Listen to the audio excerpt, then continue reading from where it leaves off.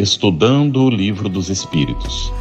Um estudo sequencial da obra O Livro dos Espíritos de Allan Kardec. Essa é a nossa forma de transmitir esperança, conhecimento e alegria.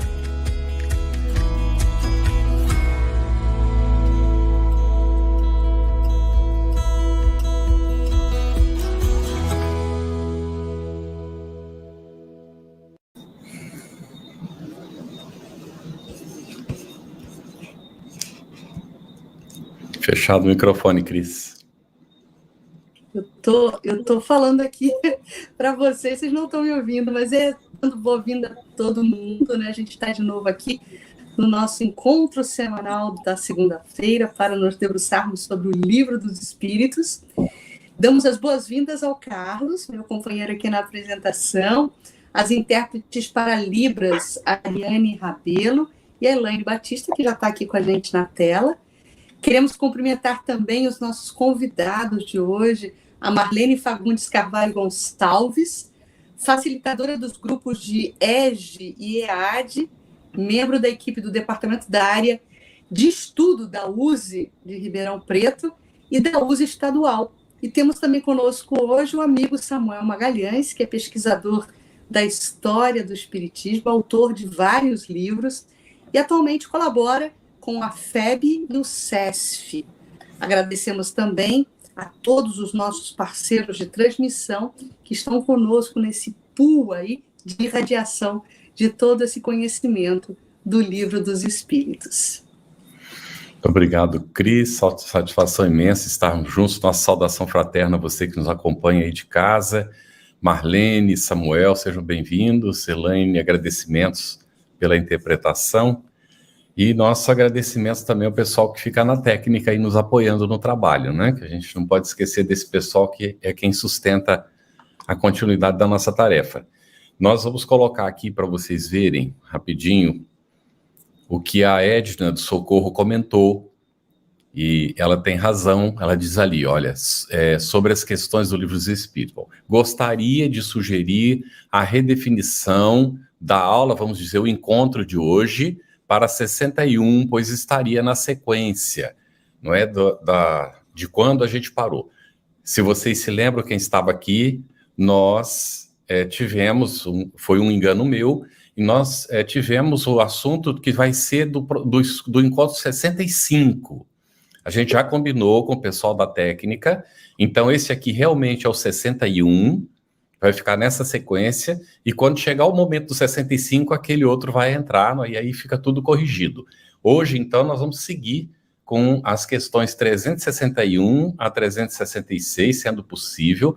Nós estamos tratando aqui do capítulo 7, da volta do espírito à vida corporal, e o nosso tema é faculdades morais e intelectuais do homem.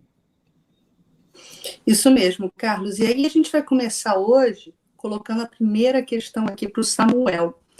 Qual é a origem, Samuel, das qualidades morais boas ou mais do homem? Boa noite, Cris. Boa noite a todos os companheiros e aqueles que acompanham esse trabalho, esse estudo. O Espiritismo nos esclarece que somos herdeiros de nós mesmos.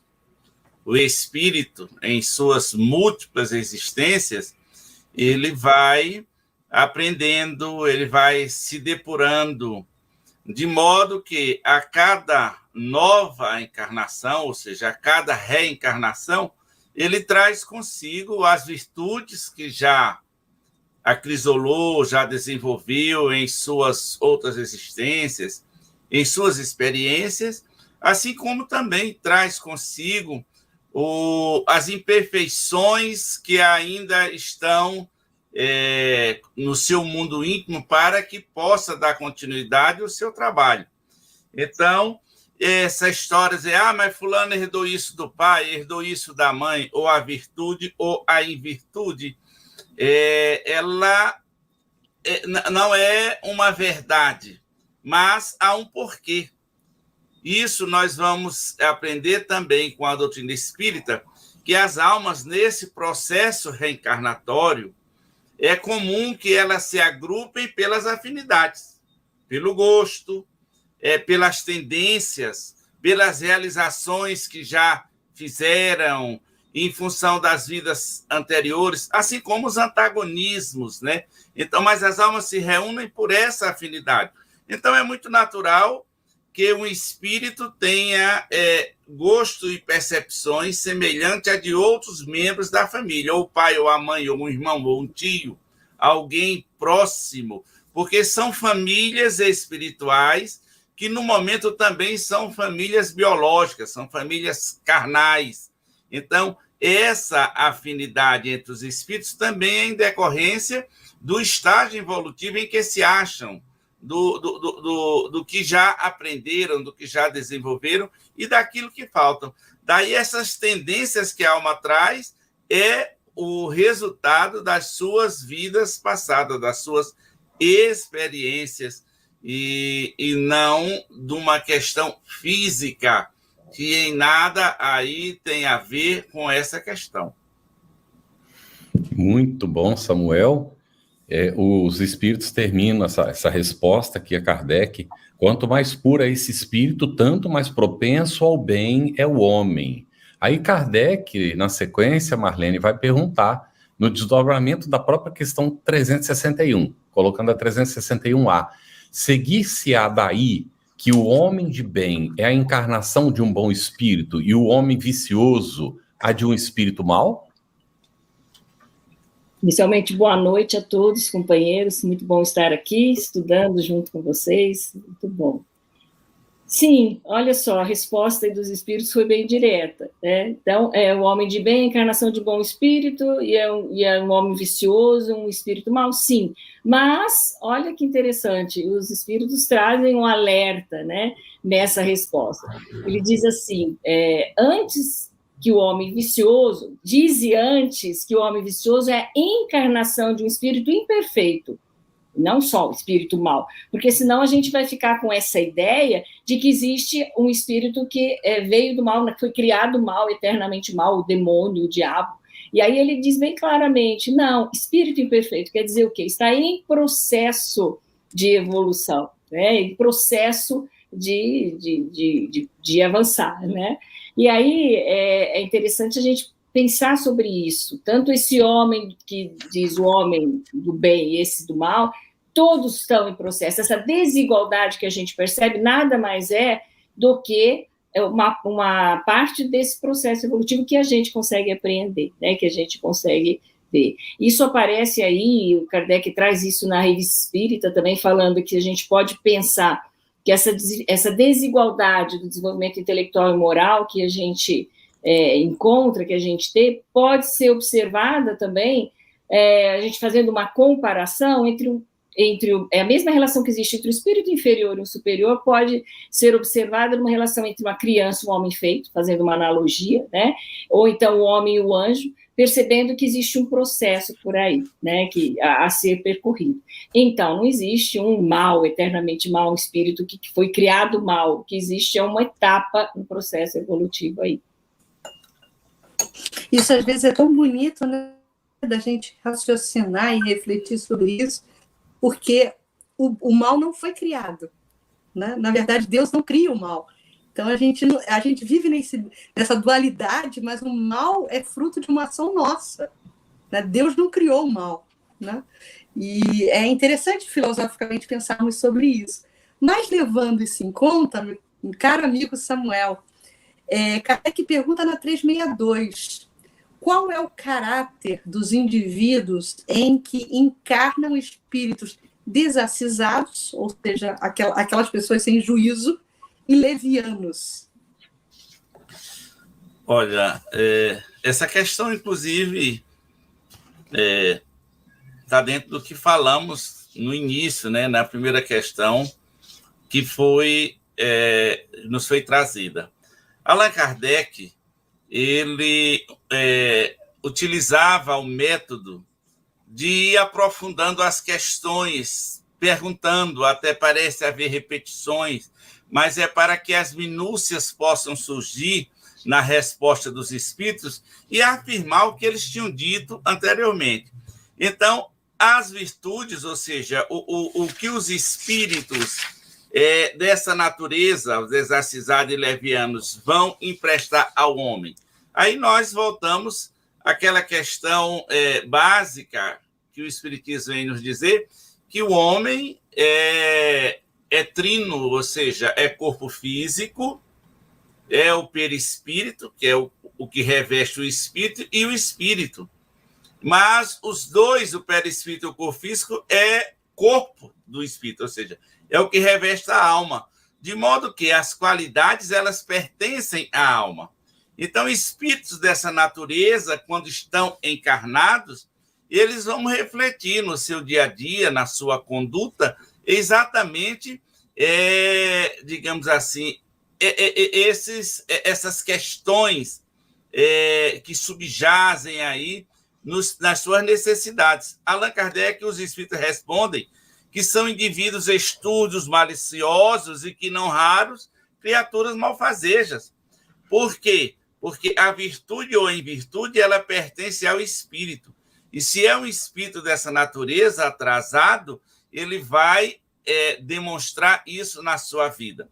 Tem um ditado popular, pelo menos no meu Ceará, né? Acho que no Nordeste todo, minha mãe dizia sempre que o espinho furador de pequenino traz a ponta. Ou seja, o espírito, quando vem a vida física, já na infância, passando ali para a puberdade, a adolescência, vai demonstrando o que traz consigo. Daí a importância da educação na fase infantil para corrigir defeito, que a alma também está mais propensa a receber essas novas informações. Mas de cedo, o espírito já vai dizendo a que veio, de onde veio, o que traz consigo. Então é natural que esses espíritos sejam o que são. Começam, especialmente a partir da adolescência, quando a alma entra na posse, digamos assim, de uma maneira mais intensa do seu passado, da sua herança de vidas passadas, e ele começa a apresentar naquela fase. E é muito comum se ouvir até dizer, mas esse menino mudou muito, porque ele está sendo um menino de ontem, ou seja, demonstrando as qualidades ou as imperfeições que a alma ainda guarda consigo. Então, espíritos dessa natureza vão ter comportamento dessa natureza, o que não quer dizer que ele vai ser sempre assim. Está reencarnado exatamente para trabalhar essas imperfeições e modificar-se aí para a sua própria felicidade no futuro. Muito bom. Carlos, antes de você formular a próxima pergunta para Marlene, aliás, tem um comentário aqui da Marilena, na verdade, uma pergunta, mas que o Samuel acabou de responder. Eu estou sem condição de colocar aqui a questão dela, por questões técnicas, mas às 8h09, a Marilena coloca assim, Samuel, um espírito imperfeito pode melhorar sob a ação da educação e do exemplo dos pais, dos bons exemplos dos pais, e é exatamente isso que você falou, né? É claramente possível, né, essa entrega, esse insumo do processo de evangelização, né, que melhora o indivíduo. Carlos, desculpa, foi só porque eu achei que cabia aqui já o comentário. Tranquilo. Se Samuel quiser fazer algum complemento, fica à vontade também, Samuel.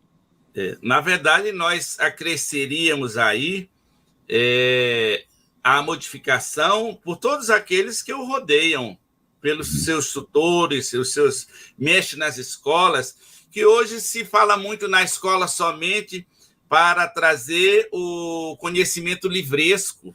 Uhum. Não, porque se educa em casa, mas na escola também. Nós não devemos pretender que a escola, como nós conhecemos hoje em dia, no caso a educação escolar dos livros, que ela seja só isso. Por quê? Porque nós vivemos em sociedade. Daí a importância de uma sociedade sadia, porque os indivíduos que cheguem a ela, ainda com deficiências morais, espirituais, eles irão se ajustando, eles irão crescendo junto com isso. Então, os pais têm essa primeira tarefa, mas ela cabe a todos nós, onde nós estivermos, Daí ser importante, principalmente o espírita que tem essa consciência, vigiar sua própria vida, porque muitos estão nos observando. E nos diz Emmanuel que somos observados por testemunha dos dois lados da vida. Ainda temos que contar com os espíritos desencarnados que nos circundam, que estão conosco no dia a dia. Muito bem, Marlene. 363. Tem os espíritos paixões de que não partilha a humanidade? Posso só fazer um comentário a respeito disso que foi falado também? A gente fica assim admirado, que perfeição, que beleza, né? Que sabedoria divina, né? A gente nasce, a gente tem oportunidade de aprendizado aqui, mas a gente não vem desamparado. Você tem tanta gente para nos ensinar, né? A gente tem a infância, a gente tem tantas oportunidades de aprendizado, que é muito bonito isso. Às vezes a gente tem aquela ideia que a gente reencarna só para passar por provas, né, para expiações, né, e esquece que a gente tem uma possibilidade imensa de aprendizado nesse encontro com outras pessoas, né, tão próximas a nós mesmos. Então, acho que isso é um exemplo bonito, né, dessa bondade de Deus aí. Bom, então, voltando aqui para essa 363, a pergunta: se os espíritos têm paixões, tem os espíritos paixões que não partilham a humanidade. E os espíritos simplesmente responderam nessa questão, não. Né? Se tivesse outras paixões, nós saberíamos, nos teríamos comunicado. E aí, isso me faz pensar, e é interessante a gente focar aqui, como é bom lembrar que, na verdade, como poderiam esses espíritos ter paixões tão diferentes das nossas, se nós mesmos somos espíritos encarnados, né? Então, nós vivemos todos, né, nesse mundo, nesse processo de crescimento, de aprendizado. O que a gente é aqui, o que a gente tem de vícios, de virtudes, as paixões, a gente leva ao desencarnar, não é porque a gente desencarnou, tornou-se espírito, sumiu tudo, agora eu vou ter outras, né, outras paixões que eu não tinha aqui. Não, a gente leva tudo isso. Então, e quando a gente reencarna, a gente está também nesse processo, a gente vai burilando, melhorando aqui, lá. A gente tem esse caminho, mas a gente não vai ter uma transformação, a gente continua sendo a gente mesmo. O Samuel disse isso, é o mesmo espírito, né? Então, não, a gente não existem outras paixões diferentes do que a humanidade, que pertencem a nós todos que estamos aí dentro dessa humanidade. Acho que isso mostra como somos todos parte de um mundo, né? Esses espíritos não estão no mundo à parte, tem o mundo espiritual, material, mas nós somos todos, né, viventes desse mundo, constituímos, né, essa humanidade, todos nós. Muito bom, Marlene. Samuel, agora a questão 364, mas antes de formulá-la, quero lançar aqui o meu primeiro momento de dica de leitura, O Homem Integral, de Joana de Anjos, psicografia de Divaldo Pereira Franco. E aí eu te pergunto, Samuel, o mesmo espírito dá ao homem as qualidades morais e as da inteligência? As qualidades morais, nós temos visto aqui já nas questões anteriores que elas pertencem ao espírito, né? Então, é claro que as qualidades morais do homem são as qualidades do espírito que ali se acha encarnado, sejam elas já depuradas ou ainda carregadas de imperfeição. O espírito virtuoso, o homem vai ter virtude. O espírito bondoso, o homem vai ser bom. O espírito colérico, o homem vai ter tendência à cólera. O espírito que tem preguiça, o homem também vai ter tendência à preguiça. Então, essa questão moral, ela é intrinsecamente do espírito que habita temporariamente aquele corpo. Então, essa história de que a carne é fraca é conversa de espírito preguiçoso. Então, a qualidade é do espírito. Quanto à inteligência, a inteligência é do espírito. É ele que desenvolve a inteligência em suas múltiplas encarnações. Por exemplo, alguns gênios no campo da ciência, por exemplo, não vou nem levar para a moral, mas no campo da ciência, alguns gênios da física, da química, ou no campo da biologia ou da matemática, esses espíritos fizeram o seu trabalho em outras encarnações, desenvolveram isso em outros momentos. Então, essa inteligência que eles desenvolveram é fruto do trabalho. nós devemos considerar também que o espírito, como se manifesta pelo corpo, o corpo pode ser um empecilho a que ele possa aí dar expansão a algumas conquistas que ele já realizou, alguns problemas que tragam consigo.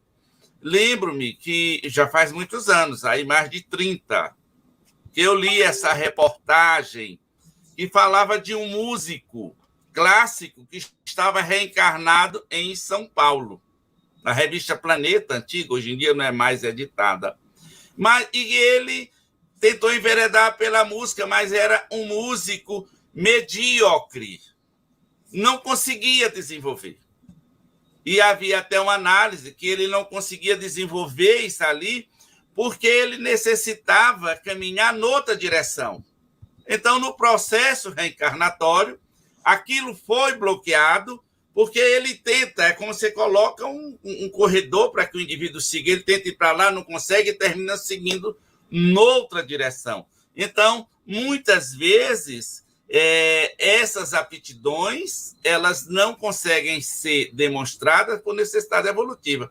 Sem contar que nós temos o caso também, que é muito comum, inclusive, na Terra, que ainda é de provas e expiações, de espíritos sadios, profundamente inteligentes, em corpos enfermos. Ele não consegue passar. Mas de que serve isso para o espírito? Quando a alma está parcialmente emancipada, no momento do sono, ou de outra forma qualquer, o espírito tem consciência disso tudo.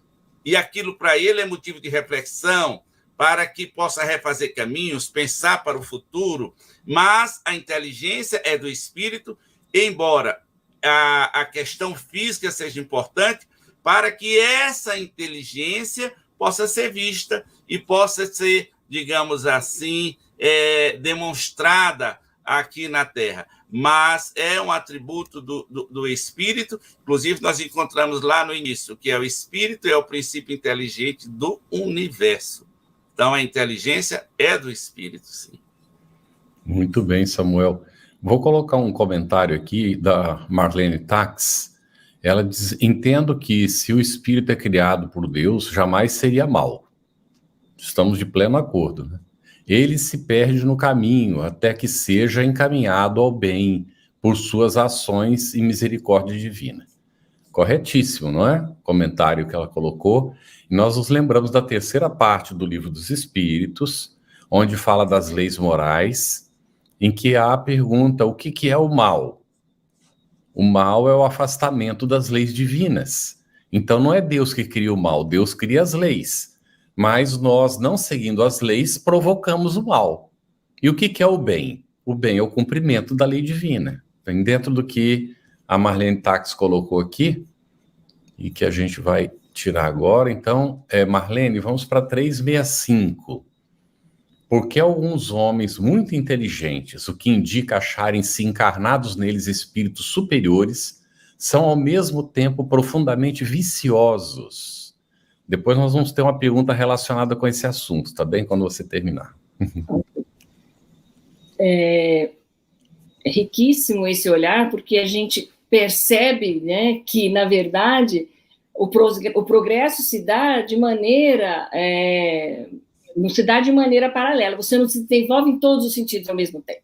Então, o que pode acontecer? Você pode ter um desenvolvimento intelectual, e normalmente esse conhecimento, esse desenvolvimento intelectual te permite entender, conhecer a lógica, né, e pensar pela razão como é que as coisas funcionam, abre um caminho para você também se desenvolver no aspecto moral, para você fazer boas escolhas. Mas isso não vem tudo ao mesmo tempo, né? O aspecto do desenvolvimento intelectual tem a ver com a possibilidade de você entender a razão, entender a lógica, por que as coisas acontecem assim, por que isso é um bem, por que isso é um mal, qual é o caminho que eu tenho que fazer, né? Você tem condição de escolher, de ser capaz de poder fazer uma boa escolha, isso não é aleatório. E o aspecto do desenvolvimento moral são justamente essas escolhas que você faz, a sua atitude, a sua ação em cima daquilo que você entendeu e compreendeu que é o bom, que é o bem, que é esse caminho. Isso não acontece ao mesmo tempo. Então, a gente tem, aí os espíritos vão dizer isso claramente, né? Que espírito progride, insensível marcha ascendente, quer dizer, isso é muito lento, é um processo bem lento, mas não se efetua esse progresso simultaneamente em todos os sentidos. E aí eles dizem ainda, durante o período da sua existência, ele se adianta em ciência, durante o outro, em moralidade. E aí a gente já até percebe isso, ele vai discutir isso mais para frente, a gente vai ver lá na pergunta 780, a importância do progresso moral sendo decorrência desse progresso intelectual, porque você precisa saber a razão pelo qual você faz umas escolhas. Você não faz, unitunité, vou pegar esse caminho. Não, você escolhe porque você entende que aquele é o melhor. Para você entender isso, a gente tem que estudar, tem que conhecer, tem que buscar as razões e por que eu estou ali. Então, é muito importante isso, porque a gente às vezes confunde, às vezes acha que uma pessoa que é extremamente inteligente, né? Então, isso só já caracterizaria como espírito superior, um espírito puro. Não, e ele diz muito claramente isso, não são bastante puros, eles estão numa etapa desse processo de desenvolvimento que a gente tem que percorrer mesmo, mas a gente tem várias etapas para a gente percorrer, né? Não são umas, né? E enquanto a gente não consegue desenvolver, a gente não vai conseguir chegar lá.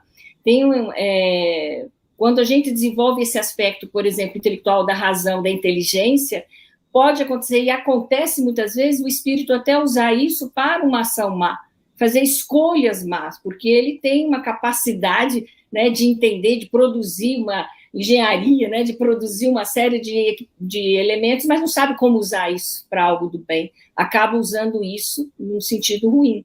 É possível? É, porque ele desenvolveu essa inteligência, mas está faltando o processo da moral.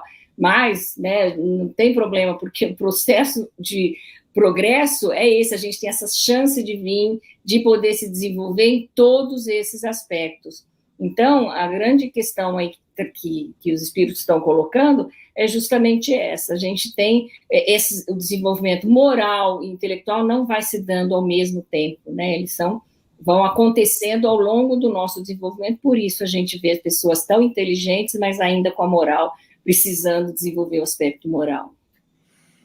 Muito bom, Marlene. Eu vou colocar uma pergunta do Daniel Rosa de Assis, e aí, como está relacionado com o assunto que você está falando, você responde por gentileza, mas Samuel, depois se puder, se quiser fazer algum acréscimo também, algum comentário, por gentileza. Daniel Rosa de Assis, ele coloca o alto nível intelectual de formação acadêmica, desprovido de formação moral, torna mais propenso nas investidas do mal até a aquisição das virtudes na prática do bem? Nossa, justamente o que nós estávamos dizendo, né? Então, essa possibilidade de conhecer, de se estudar, aqui a gente está falando de formação acadêmica, mas já foi falado aqui também, né? Que esse nível intelectual, o conhecimento, o desenvolvimento da inteligência não depende só. Claro que a escola é uma oportunidade rica para a gente desenvolver esse aspecto, mas não é a única. Nós estamos aqui estudando. O fato da gente estar olhando essas perguntas, de estar pesando, fazendo uma análise, identificando, né, qual é a lógica que está por trás disso, também nos ajuda nesse desenvolvimento intelectual. Tudo que vem como um desafio, um problema que se apresenta para nós, e a gente tem que resolver usando a cabeça, usando a inteligência, leva a esse desenvolvimento intelectual. Então, isso é importante a gente pensar, não é? Senão a gente vai pensar, nossa, se eu não fiz pré-escola, se eu não fiz faculdade, eu não vou ter condição de me desenvolver intelectualmente. Vai, né? A gente tem aqui no nosso mundo tantos recursos, livros, e hoje, então, mais ainda, internet, televisão, quantas oportunidades de aprendizado a gente tem para esse desenvolvimento intelectual. Então, é possível, sim. E aí volta aquela segunda parte, torna mais propenso nas investidas do mal, porque quando a gente começa a estudar, a gente vai sentindo que tem um poder, porque eu entendo como funciona, eu posso usar isso, né? Eu aprendi como fazer, por exemplo, uma máquina, um engenho, e eu posso usar, e aquilo, às vezes, como a gente ainda tem muito, né, de orgulho, de vaidade, muitos vícios, a gente acaba pondo essa inteligência a serviço desse mal que ainda existe em nós. Mas, também estudando e conhecendo, a gente vai entender por que as consequências desse mal estão acontecendo. Então, é interessante, né? Porque a gente não faz um mal e fica simplesmente não sofre uma consequência disso. A gente, tendo desenvolvimento intelectual, consegue entender por que aconteceu, quais foram essas consequências desse ato que eu pratiquei e que não foi bom, que foi ruim. Então, uma coisa vai ajudando outra, né? A gente vai conseguindo ver a questão da inteligência, da razão funcionando diante das ações que a gente faz, erra, e tem uma consequência ruim, eu vou conseguindo fazer uma reflexão, entendendo por que isso está ruim. Aí, então, é assim que a gente vai também adquirindo essas virtudes nessa prática do bem. Eu não vou deixar o intelectual de lado, agora eu vou fazer o bem. Não, agora eu vou fazer só... Não, a gente tem que ir trabalhando esses dois aspectos e um ajudando o outro, porque a gente só vai se desenvolver quando chegar a um equilíbrio aí, né? Kardec vai colocar isso também. Moral e inteligência são as forças que só com o tempo chegam a equilibrar-se. E para chegar lá, né, no grau de espírito puro, eu preciso equilibrar essas duas forças. Algum comentário, Samuel? Eu recordava aqui, mais ou menos o que a Marlene estava falando, que os espíritos responderam a Allan Kardec e diz, primeiro, normalmente se faz o progresso intelectual, e depois é que o moral se estabelece. É o mais comum. E quando as coisas acontecem da melhor forma, eles andam juntos. Mas por que primeiro o intelectual? Esse intelectual que os espíritos falam, ele não está assim tão ligado à questão dos bancos escolares e universitários. Esse conhecimento intelectual é conhecer a lei de Deus, a lei divina. E, logicamente, que todo esse conhecimento leva o indivíduo a isso. O que os espíritos e Allan Kardec diz é que, pelo conhecimento, a alma ou o homem vai percebendo com mais clareza o que é certo e o que é errado. Como ele vai percebendo com mais clareza o que é certo e o que é errado, no fim, ele vai entender pelo que é certo. Então, essa questão de ter um momento em que isso acontece, ele é uma questão temporária. E a formação acadêmica em si não favorece essa coisa do mal, porque isso é do espírito impuro, seja ele ignorante, iletrado ou letrado, ele traz isso consigo. O que ele pode ter é mais possibilidades de expandir, ou seja, de dar expansão às imperfeições que traga consigo. Mas o banco universitário, ele não é, mesmo nessa questão moral, é uma coisa negativa. O que é negativo é a impureza da alma. O conhecimento acadêmico, sobre esse ponto, ele é neutro. A alma é que vai fazer o uso dela, então não podemos dizer que é o conhecimento acadêmico que favorece isso. A alma é que traz consigo. Nós vamos ter esses espíritos em todas as camadas intelectuais da Terra, do mais ignorante ao mais sábio, nós vamos ter espíritos da mesma natureza. Samuel estava lendo. Aliás, o mais sábio não, o mais cientista. Porque só um minuto, porque Allan Kardec, quando ele constrói a escala dos espíritos, quando a gente vai na revista espírita, a gente vê que não eram 10, ele começa com 5, eu acho, e depois vai mudando o nome. Então, antes, não eram, nós vamos encontrar na escala dos espíritos já superiores, os espíritos sábios e de sabedoria. Antes, Allan Kardec chamava espírito de ciência, que é exatamente aquele que tem esse conhecimento científico. E lá ele diz que eles não dão muita bola para a moral. Não são maus, mas não dão muita bola para a moral. Eu estava lendo aqui, Samuel, tirando uma cola aqui da internet, a gente tem uma sumidade brasileira em astronomia e ciência. O físico Marcelo Gleiser, ou Gleiser, como queiram, ele ganhou inúmeros prêmios, entre eles, em 2019, o prêmio Templeton, que é um dos maiores prêmios da ciência mundial. E ele diz assim, a ciência não mata Deus. Ele não é religioso, mas ele diz, a ciência não mata Deus. O ateísmo é inconsistente com o método científico. Vejam que frase excepcional, porque a ciência bem posta e bem estudada vai conduzir o homem a Deus.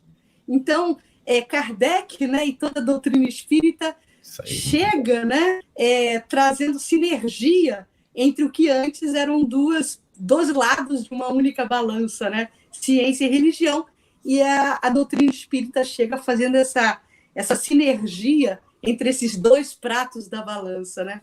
É muito interessante. E lembrar que Deus limita as coisas, porque é que alguns conhecimentos o homem não tem ainda, porque vai fazer mau uso.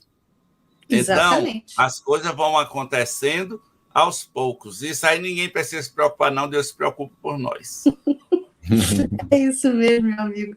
Olha, que você deve pensar, Samuel, da opinião dos que pretendem que as diferentes faculdades intelectuais e morais do homem resultam da encarnação nele e de outros tantos espíritos diferentes entre si, cada um com uma aptidão especial.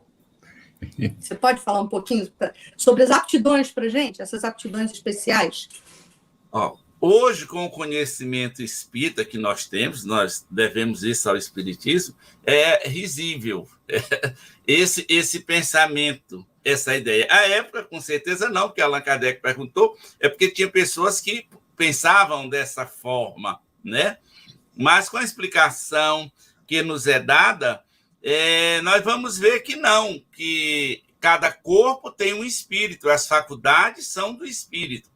Até porque, se não fosse, os espíritos vão falar isso, e Allan Kardec comenta também, as vontades seriam diferentes. Eu quero dormir, mas eu quero ficar acordado, eu quero descer, mas eu quero subir, eu quero comer, mas eu quero tomar água. Porque cada espírito, se fossem múltiplos, teria as suas vontades próprias. Seria, como se diz, o samba do crioulo doido, porque não haveria nenhuma harmonia. De modo que fica muito claro que essas diversas faculdades e aptidões, sejam morais ou outras, elas são do mesmo espírito. O espírito é como um sol que irradia, digamos assim. Vejamos o feixe de luz. A luz branca é a reunião de todas as cores, mas essas cores todas, elas são propriedades do mesmo elemento, de uma mesma coisa, de uma mesma questão, ou seja, a causa primária, ela é a mesma. Então, nós somos aí espíritos únicos, encarnados, né? Não há como ter dois, ter três. Ora, um só já estamos dando muito trabalho. Imagine se fosse de magote, aí ninguém aguentava a gente, né? Fica muito claro. E os espíritos respondem com muita clareza. Refletindo, reconhecereis que é absurda essa ideia. O espírito tem que ter todas as aptidões para progredir, precisa de uma vontade única, né? Porque senão haveria essa questão do conflito. Inclusive, Allan Kardec vai falar também que é a mesma questão com Deus, que se acreditava que havia o Deus do trovão, o Deus do sol, o Deus da chuva, o Deus disso, daquilo, e as vontades seriam diferentes. O universo não teria equilíbrio, né? Então, Deus é único e o espírito encarnado também é único, até pela mesma razão, senão não haveria harmonia, era um conflito perpétuo. Muito bom, Samuel. Marlene, o Kardec fecha esse assunto aqui das faculdades morais e intelectuais do homem com um comentário. E aí eu pediria, por gentileza, se você pode falar um pouquinho sobre o que Kardec coloca nesse comentário. Claro. Vamos destrinchar um pouco, porque ele traz vários elementos, mas, na verdade, é uma síntese aí de tudo que a gente falou aqui, né? Kardec começa falando que o mundo físico e o mundo moral nos oferecem vários pontos de semelhança. Então, lembrando assim, que a gente tende a enxergar o mundo espiritual com os mesmos parâmetros que a gente tem aqui no mundo material. Então, às vezes, uma analogia ajuda a gente a entender, né, como é que isso funciona aqui, como é que funciona lá. Qual é essa analogia que Kardec traz? Ele diz assim: enquanto se detiveram na aparência dos fenômenos, os cientistas acreditaram que a matéria era múltipla, fosse múltipla. Hoje compreende-se ser bem possível que tão variados fenômenos consistam apenas em modificações da matéria elementar única. E Kardec está dizendo, do ponto de vista da matéria, houve um momento que na humanidade aí achou-se que existiam vários elementos materiais, vamos pensar água, ar, fogo, que fossem coisas diferentes, e que a matéria ia se constituir a partir dessas coisas diferentes. Hoje a gente já sabe que são modificações. Tanto a água e o ar, por exemplo, elas se constituem a partir de elementos químicos comuns que são combinados de maneira diferente. Então, hoje a gente entende que a matéria é uma combinação de alguns elementos de uma matéria elementar única, né? Isso é possível compreender. Trazendo isso para o lado espiritual, né? Que Kardec diz, as diversas faculdades são manifestações de uma mesma causa, que é a alma, ou o espírito encarnado, e não de muitas almas, isso que o Samuel acabou de falar.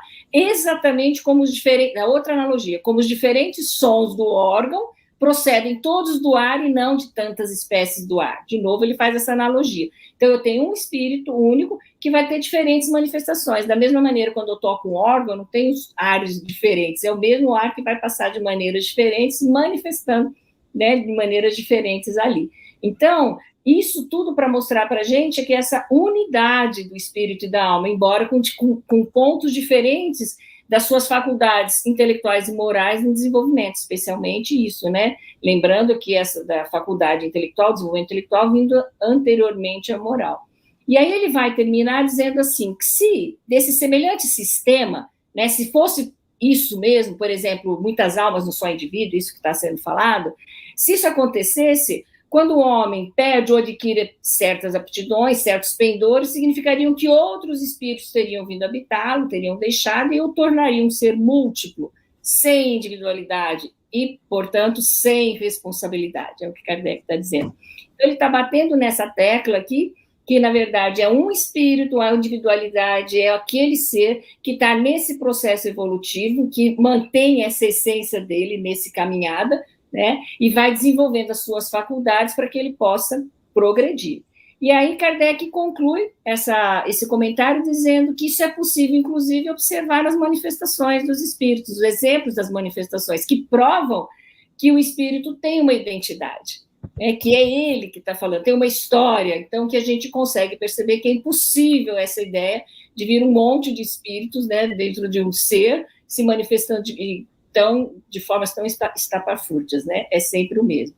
E aí é importante a gente fechar essa ideia que ele está trazendo, mostrando isso. É um espírito em processo de evolução, cuja faculdade moral e intelectual caminham em passos que não são paralelos, que não estão no mesmo sentido, mas porque o progresso não se efetua simultaneamente em todos os sentidos, mas estamos nessa caminhada, né? É o único ser, aquela individualidade que vai tendo essas possibilidades de desenvolver o aspecto intelectual, normalmente seguindo à frente, e o aspecto moral em decorrência, como consequência também daquele aspecto intelectual. Muito bom, Marlene. Eu vou ficar contigo só para uma dica rápida, tá? Recorrendo aqui, Carlos, aos internautas, né? Alvina Borges, ela pergunta assim, Marlene, indica um centro espírita em Ribeirão Preto? Porque ela sempre está indo à cidade de Ribeirão Preto e não tem nenhuma referência. Eu vou te passar o e-mail do ESG, aí a gente mesmo responde, aí eu passo para você, pode ser? Acho que fica mais fácil, eu passo um e-mail aqui de Ribeirão Preto, do ESG de Ribeirão. Você quer que eu coloque aqui? Pode falar, Marlene, que aí a Alvina anota lá. Tá, então vamos lá. É esde.userp@gmail.com. esde.userp@gmail.com. E aí, Marlene, passa para o Gigi, bota no privado, e o Gigi coloca, faz Perfeito. A publicação, não é? Tá ótimo. Aí a gente passa para você os centros, acho que é bem legal mesmo. Tem muitas possibilidades boas aí. Seja bem-vinda aqui. Beleza, agora nós vamos, na sequência aqui, Lúcia Mara Vendramin, ela pergunta, vamos ver, vamos botar para aparecer aqui, ver se apareceu. Nos encarnamos com seres de outras dimensões? Samuel?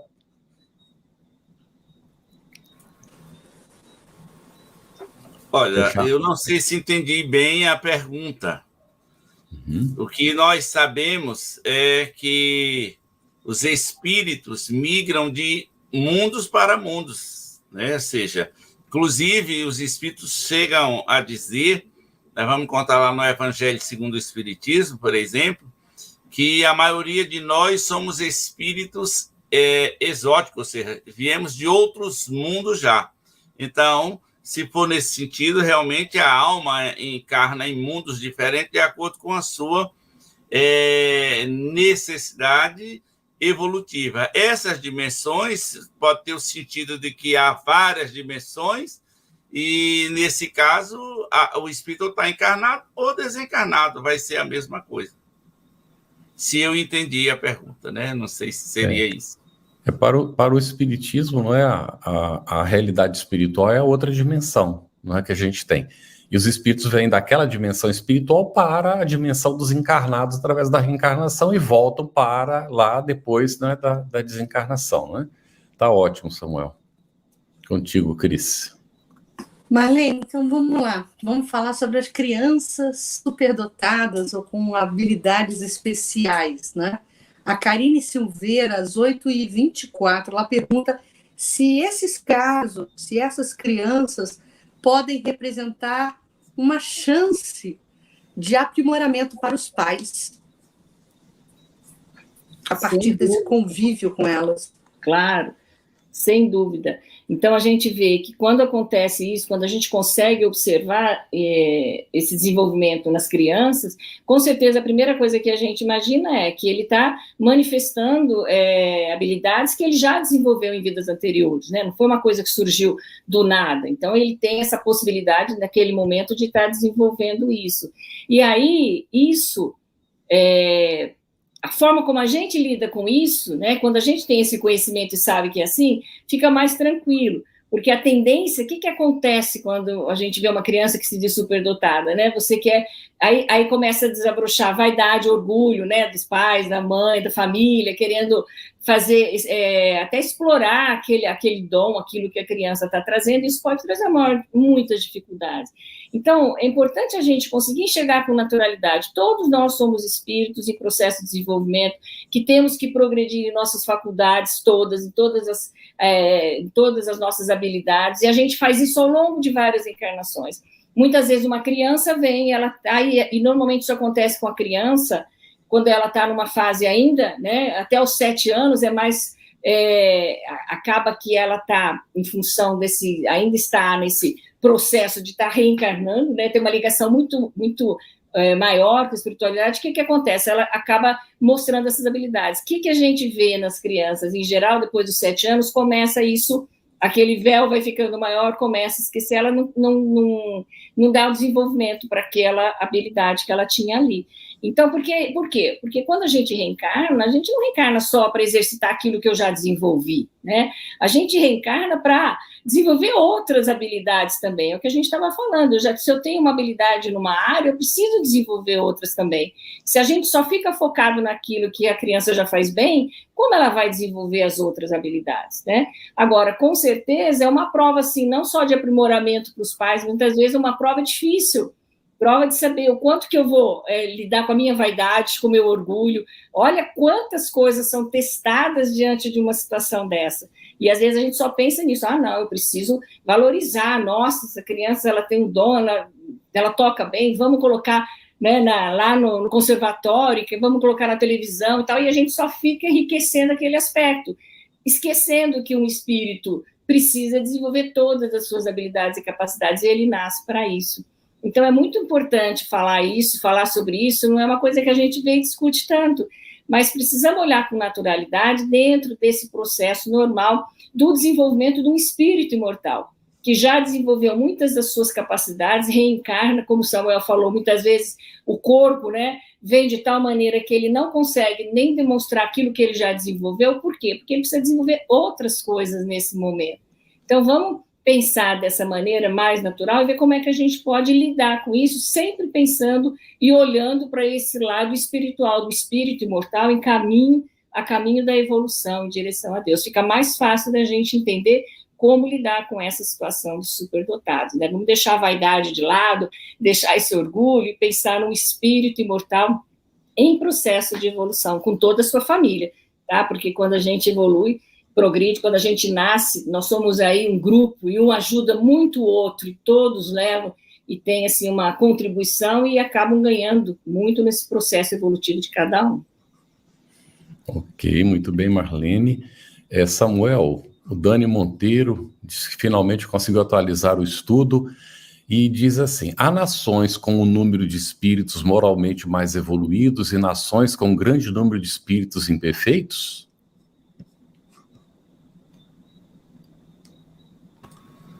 O que vemos na Terra de hoje, quando olhamos as coletividades em todos os quadrantes do globo, é que há realmente uma miscigenação de espíritos mais adiantados e menos adiantados. As pessoas dizem, mas o país bom é esse, o país bom é aquele. Todos têm problema, porque é da natureza da Terra.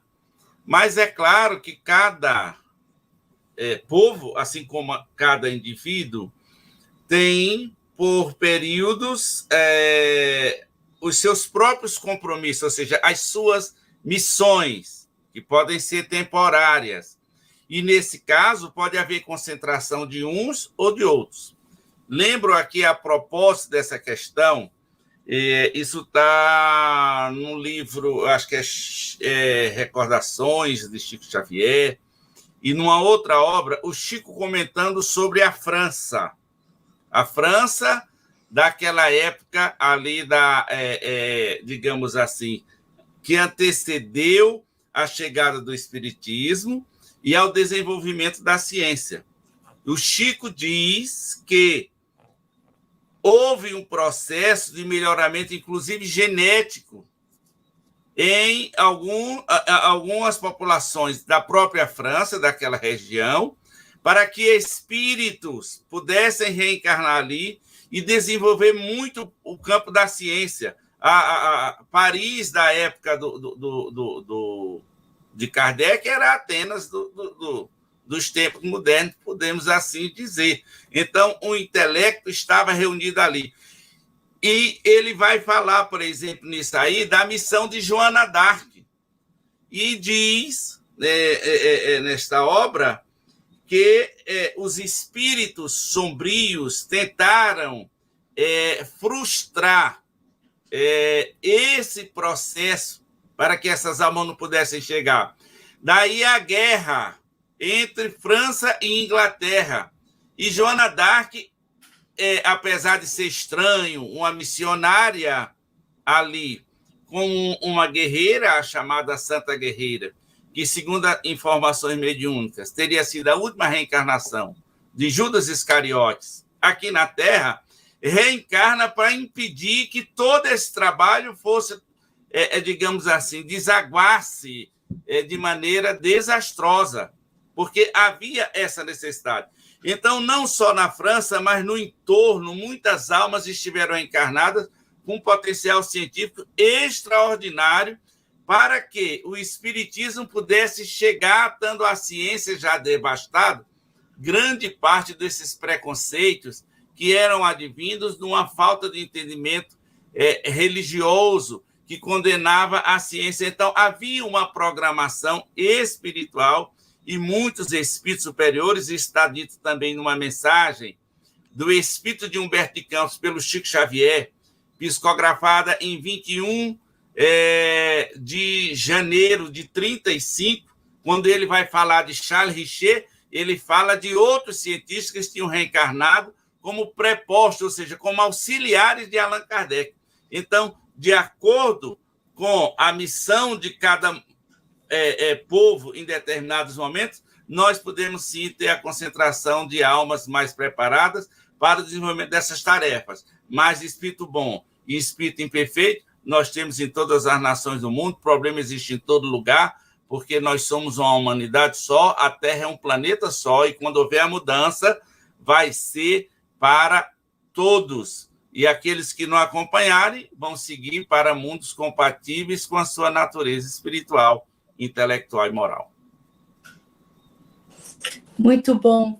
Samuel, agora uma questão, vamos pular aqui para a Marlene, é uma questão da Rita Mendes, às 8h26. Ela faz um comentário e, ao mesmo tempo, pergunta se isso é normal. Quando a gente busca muitos estudos espirituais, diz ela, nós vamos perdendo interesse por coisas que antes gostávamos, e até algumas pessoas que não estão mais, essas pessoas não estariam mais interessadas no mesmo objetivo, né, que ela passa a nutrir. Isso é normal, Marlene? Isso a gente pode até estender e fazer por analogia na nossa vida, no nosso dia a dia, né? Quando a gente começa a se dedicar e ter interesse por alguma coisa, a gente vai estudando e vai buscando as pessoas afins daquele assunto, daquelas coisas que a gente está estudando. Então, é normal que a gente tenha e busque esse interesse. É importante a gente só tomar cuidado, porque quando a gente fala assim, né? Quando a gente busca muitos estudos espirituais, a gente precisa tomar cuidado no sentido assim, do que a gente está chamando esse estudo espiritual, o que está nos guiando, né? Quais são os nossos pontos de referência. Então, aqui a gente está falando, vamos estudar o livro dos Espíritos, vamos estudar o Evangelho, as Novidades. Isso nos dá uma segurança, né, do que a gente está querendo estudar dentro desse âmbito aí do que ela está chamando de estudos espirituais. E aí é claro que quando a gente começa a estudar, é aquilo que a gente estava dizendo das faculdades intelectuais, quando a gente começa a estudar, começa a entender a lógica que tem por ali, a gente começa a ver sentido nas coisas. Então, a gente começa realmente a buscar, né, novos elementos, novos caminhos dentro desse olhar que eu estou interessada, que eu estou buscando. Então, isso faz sentido.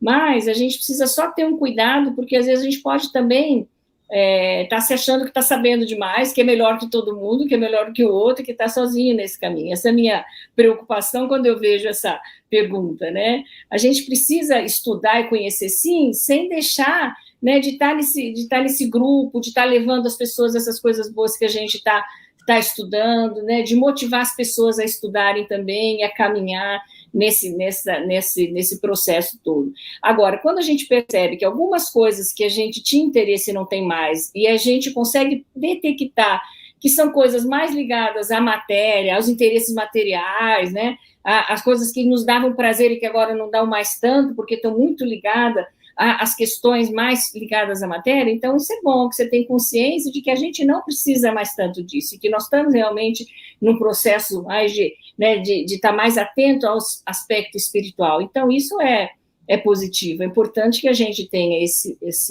tenha essa consciência disso.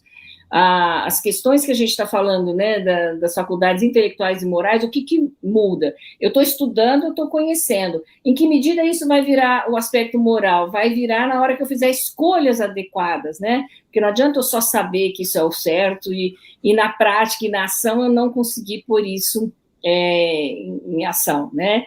Então, eu preciso, sim, fazer esse estudo, me interessar, continuar estudando e procurar exercitar. E como eu vou exercitar? É com o outro, com o meu companheiro do dia a dia. É com ele que eu vou dizer e perceber se eu aprendi aquilo que eu estudei, né? Esse lado espiritual, que é essa virtude, a questão da caridade, a questão da fraternidade, do amor.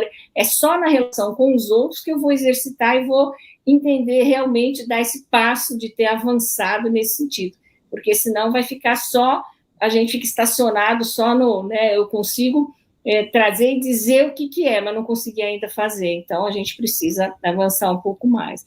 Não sei se eu respondi, Rita, mas acho que é um ponto importante para a gente fazer essa reflexão, né, do nosso processo evolutivo e quanto a gente precisa, sim, estudar, mas estar junto com o outro e estar aprendendo com o outro sempre. Todo mundo tem algo para nos ensinar, né? Acho que isso é importante. Obrigado, Marlene. Nós temos muitas perguntas, não é, Cris? Não vai dar tempo de atendê-las todas. Vamos priorizar as que estão relacionadas com o assunto de hoje. Samuel, Cláudio, professor, ele vai perguntar: aquele que quer ser Deus e ter todo o conhecimento do bem e do mal, poderia se afastar do Deus verdadeiro, como aconteceu com Eva ao escolher o fruto? Olha, primeiro nós precisamos, digamos, dividir esse assunto. querer conhecer todo o bem e o mal é natural, é a ambição boa que os espíritos dizem, e isso está em nós queremos conhecer. Não é conhecer o bem e o mal, é que conhecendo o bem nós vamos identificando o que é mal e vamos nos afastando dele. Então, é preciso conhecer. Olha o que Jesus nos diz: conhecereis a verdade e a verdade vos libertará. Agora, se nós estamos querendo isso para nos sentirmos verdadeiro Deus, com D maiúsculo, aí a questão é de internação, que hoje não existe mais, né? Estão tirando. Mas antigamente seria uma questão de internação. Porque não podemos querer ser Deus com D maiúsculo, mas Deus com D minúsculo, sim. Jesus diz: vós sois deuses. Mas esses deuses com D minúsculo, ou seja, que vamos obter todo o conhecimento. E quando obter todo o conhecimento? Não vai ser nunca, porque a evolução ela é infinita. Porque senão iam ficar sem fazer nada, não, sempre vai ter o que aprender. Né? Agora, o conhecimento pleno das leis divinas não quer dizer que nós conhecemos tudo do universo, então vai ter sempre o que aprender. E não sermos como Deus.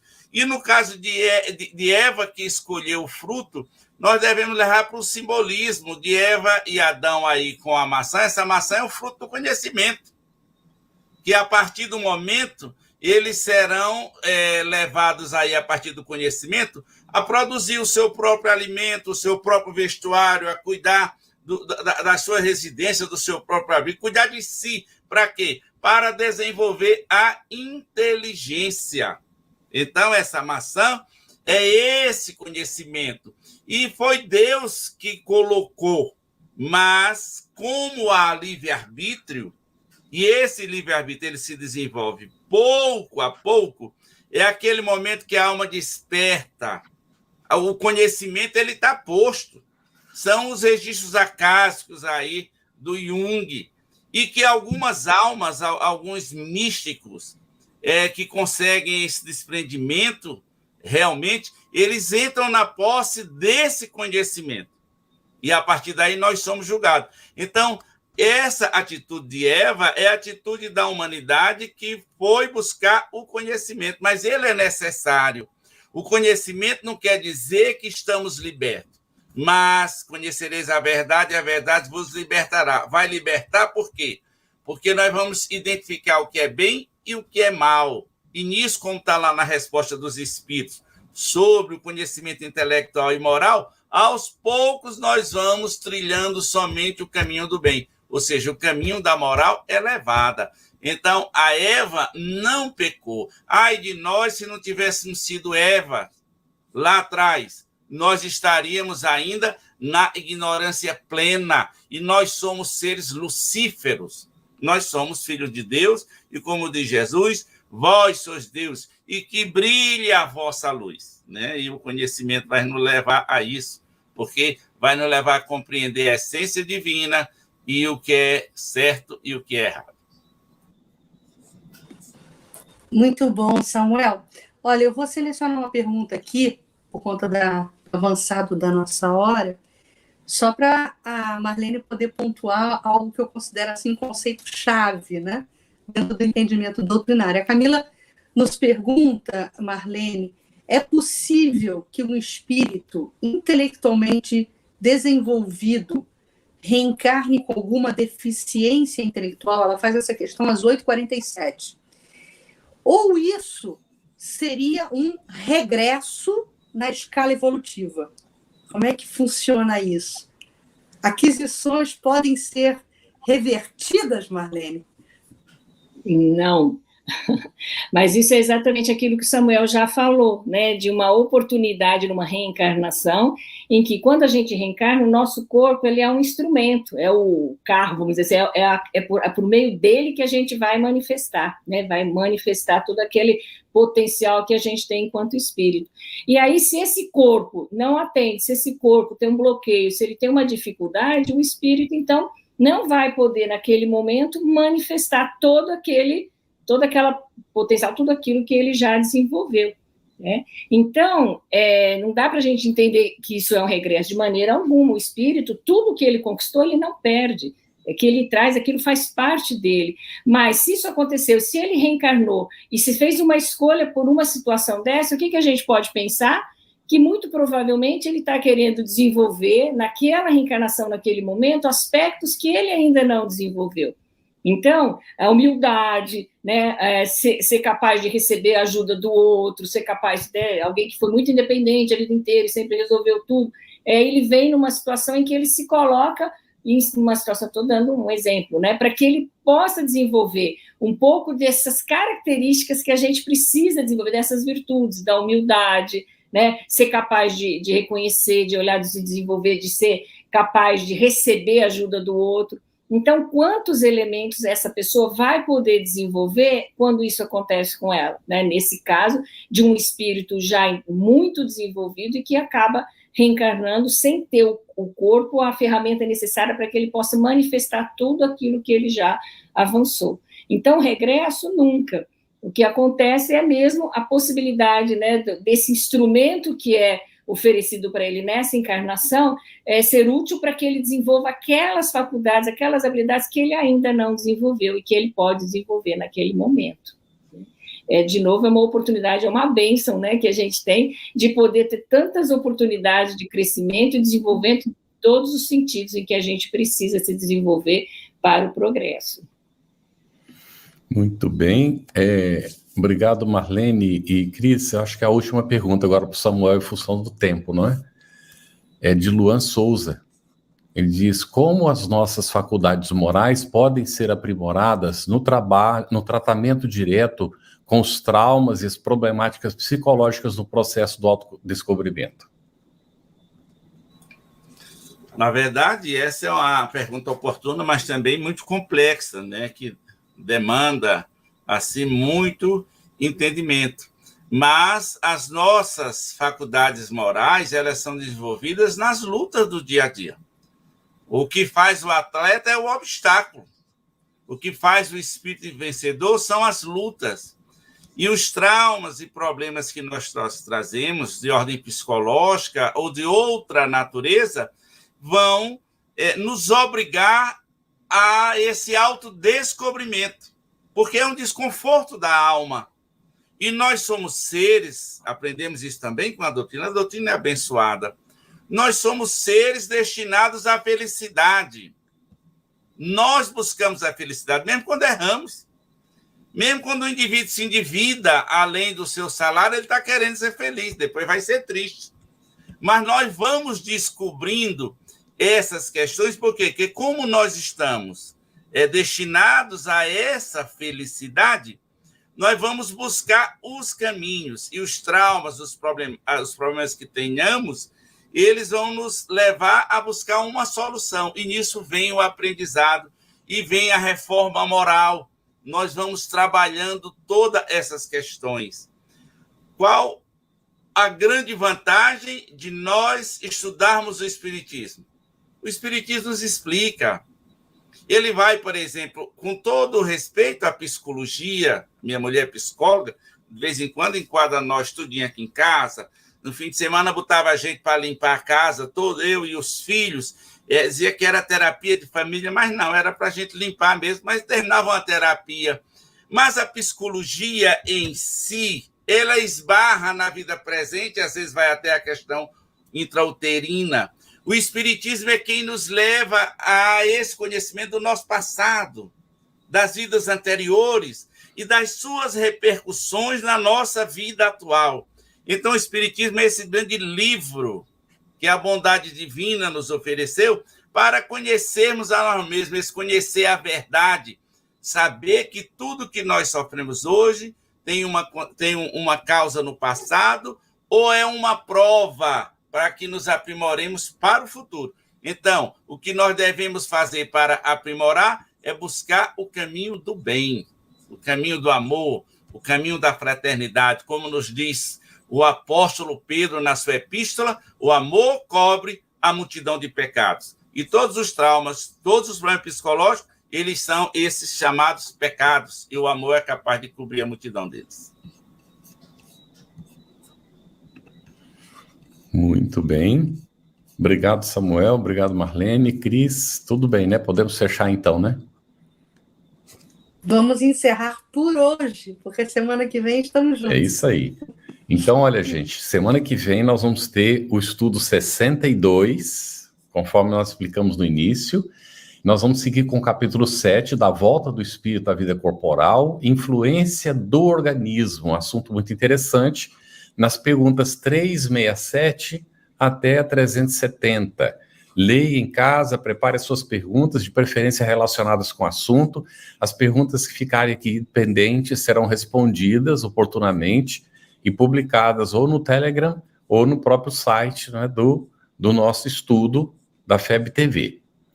Muito obrigado pela sua participação, pelos seus comentários, excelentes comentários no nosso chat, e por tudo, um grande abraço, até a semana que vem.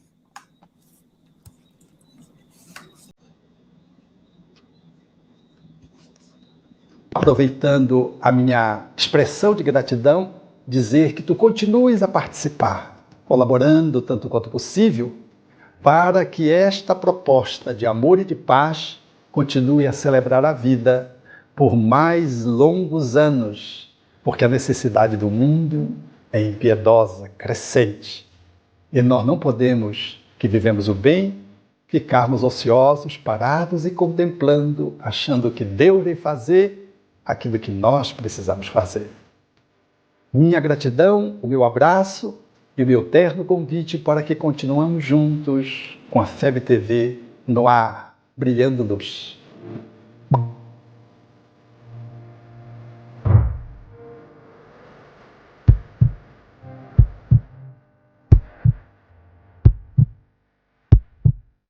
Iniciamos hoje a campanha Conheça a Federação Espírita Brasileira, que busca mostrar quem ela é. O trabalho realizado por meio desta instituição centenária, trazendo você para dentro da nossa casa. Como surgiu a Federação Espírita Brasileira? De Augusto Elias, o seu fundador, aos dias de hoje, o que ocorreu?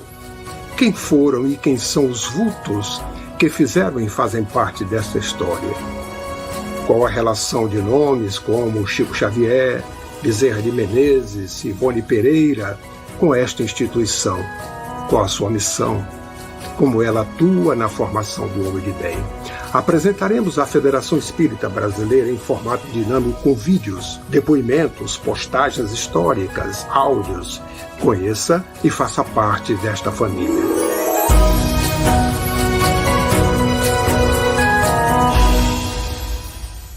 A Federação Espírita Brasileira lança o portal FEB Podcast, com conteúdos em áudio que objetivam esclarecer e consolar corações para uma postura de vida com fé, harmonia e esperança. Diretamente dos estúdios da Federação Espírita Brasileira, está começando o podcast Espiritismo em Pauta. Você está ouvindo o podcast Estudando o Livro dos Espíritos. Olá, eu sou o Thiago Toledo e você está ouvindo o podcast do Cidadão do Universo. Você está ouvindo o podcast do Entre Dois Mundos. Você está ouvindo o podcast do Gostinho de Leitura. Estudando o Livro dos Médiuns. Olá, eu sou a Marina Miranda e você está ouvindo o podcast Minha Nada Mole Encarnação. Essa é a nossa forma de transmitir esperança, conhecimento e alegria.